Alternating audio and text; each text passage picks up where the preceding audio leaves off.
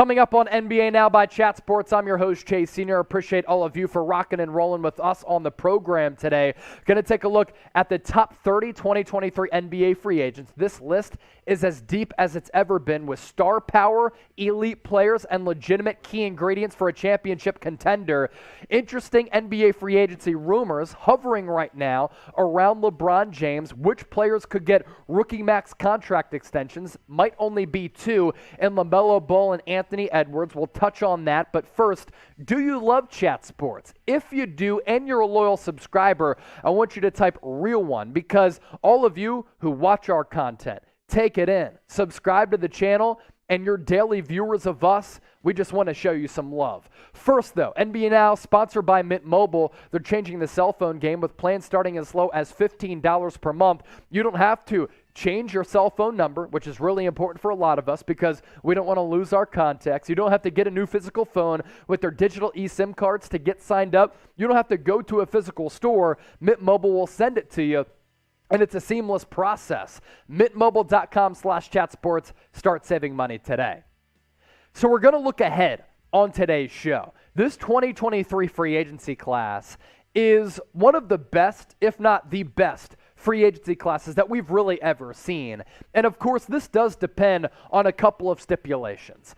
Player options, restricted free agents, as well as looming contract extensions that could happen in the lead up to 2023 NBA free agency. So when we break down this list, just remember those talking points. Now, as far as these 30 top NBA free agents go, I've broken them down in a couple of different categories. We first take a look at the elite tier.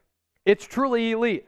LeBron James, if he doesn't sign that max contract extension, he could become a free agent in 2023. Kyrie Irving opted into that player option, so only has 1 year remaining on that deal with the Brooklyn Nets. Draymond Green has a player option. So too does James Harden, Chris Middleton, and Fred VanVleet. And Andrew Wiggins, coming off a marvelous NBA Finals appearance from another team outside of the Golden State Warriors. They could try to pry him away with a deal checking in at about $200 million.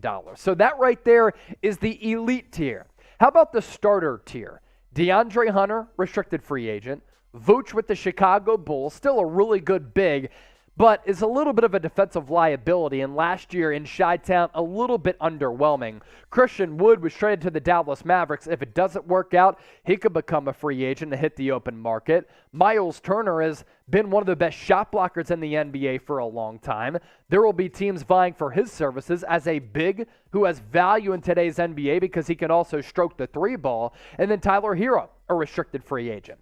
As for the quality starter tiers, this is when we go deeper into this list. D'Angelo Russell, to me, he's like James Harden light.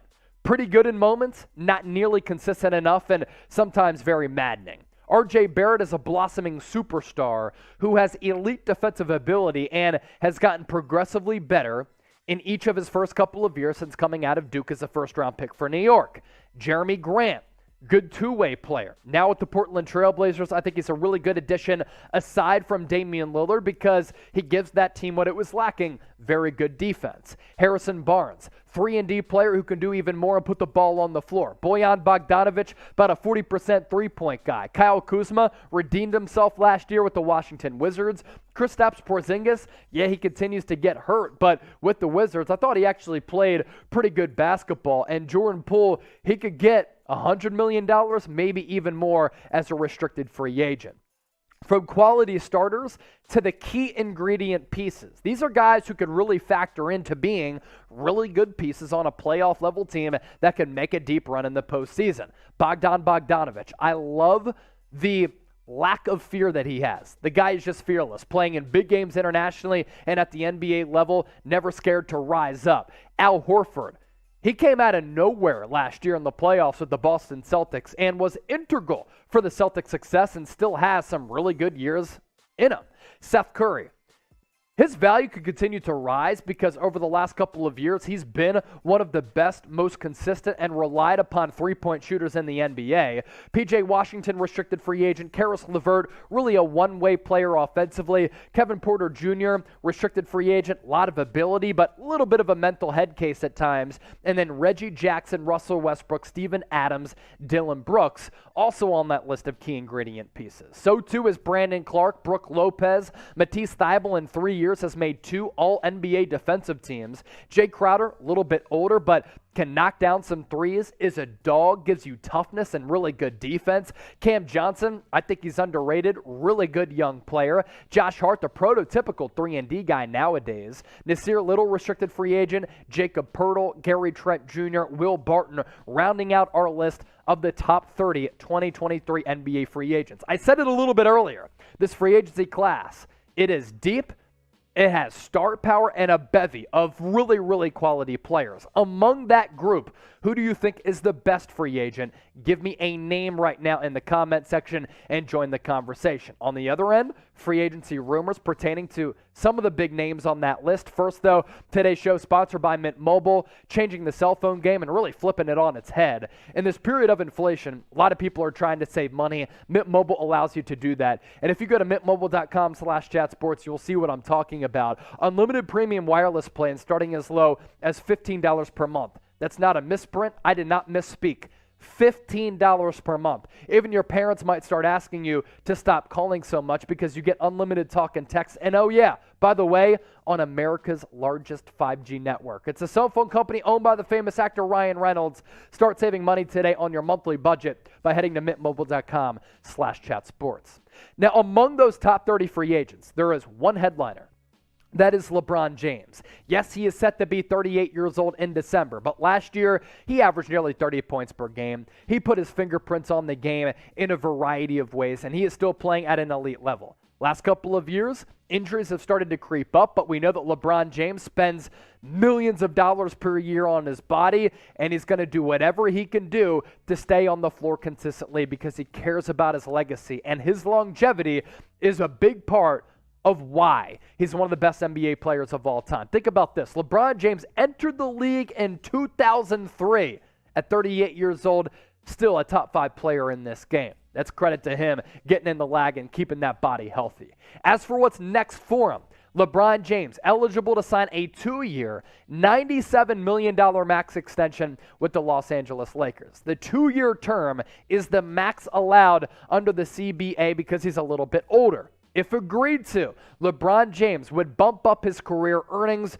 to more than $500 million at $532 million. That would be the highest ever for any NBA player. As for a team to keep an eye on, a team who LeBron James knows very well, it's the hometown squad. The squad who we brought an NBA championship back to a couple of years ago, it's the Cleveland Cavaliers. That's coming from Bobby Marks of ESPN.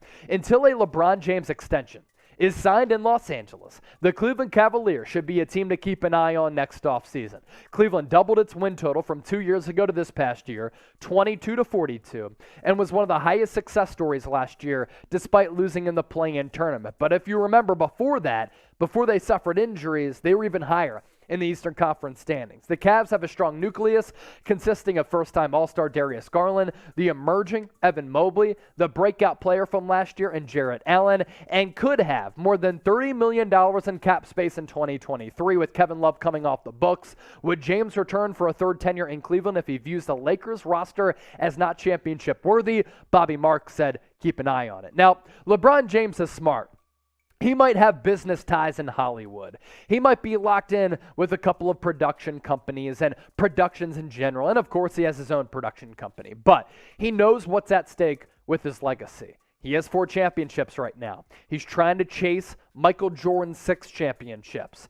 He also knows that Steph Curry just won his 4th. Now they're tied. And they're battling it and duking it out as to who is going to be the best player of this generation. So LeBron, he knows about this. This is something that he's thinking about. And if he thinks that the Lakers are not well-equipped or well-positioned to compete for championships in the future, he could look to go to the Cleveland Cavaliers. He could be the headliner to get an expansion team kick-started in Las Vegas or maybe even Seattle. All of those things things that we have to certainly consider moving forward with LeBron James. Now, where do you think he is among all of the best players of all time? Fill in the blank for me. This is the classic debate. He is a top blank player of all time. You let me know and let your voices be heard in the comment section. Lastly on the show, rookie max contract extensions. The 2020 draft class eligible now for these max deals.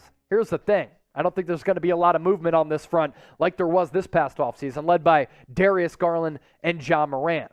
The 2020 draft class could feature the fewest rookie max extensions in league history with only 2. Yes, that's correct.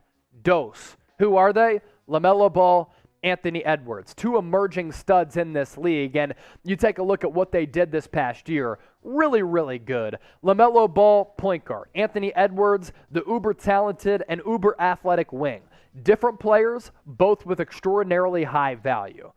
LaMelo, 20 points per game last year. Much better rebounder and dish man with a little shy of 7 rebounds per night, 7.5 assists.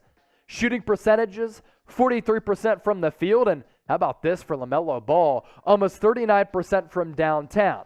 More volume there for Anthony Edwards, who, again, has much more defensive potential, I think, as compared to LaMelo. More of that scoring wing, not the primary ball handler. That's why the rebounding number's down, assist number's down. But Anthony Edwards is a player who I think you can win a championship with as a bona fide number 1. I'm not sure the same can be said for LaMelo Ball, but either way, in line for paydays. As for players who are Supermax eligible, that includes Jason Tatum, Pascal Siakam, and Fred VanVleet. For VanVleet, and I believe Pascal Siakam, if they're named to an all-NBA team, that changes how much they're eligible to get paid. But either way, Supermax eligible guys, Jason Tatum, Pascal Siakam, and Fred VanVleet.